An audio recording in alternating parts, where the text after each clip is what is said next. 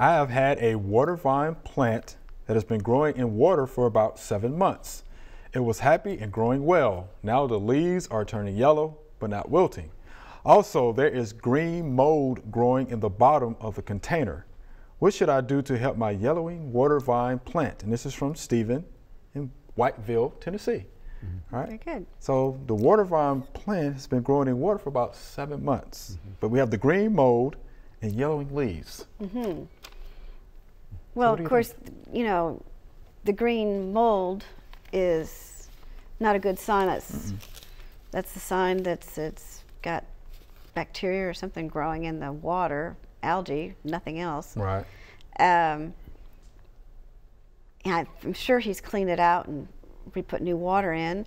Does it have enough light? I hope it's got enough light, but more importantly, maybe it needs nutrients.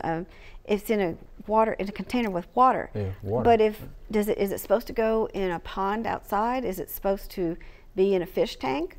Because if it was in a fish tank, you know, the fish would have, you know, provide the nutrients that it would feed the plant. Okay.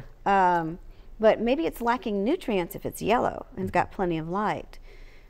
Or maybe the water has not got enough. Just water itself doesn't have enough nutrients to keep it green. Well, I agree with that. Go ahead. I have some bamboo plants that grow strictly in water. And what I do is I take a teaspoon of water-soluble fertilizer to a gallon of water. Okay. And every time I add water to it, I'm giving a little weak solution. And the plants are extremely healthy by doing that. Okay. So we're all thinking the same thing, Nutrients. Right. Okay. So there you have it, Mr. Stephen. We're thinking nutrients.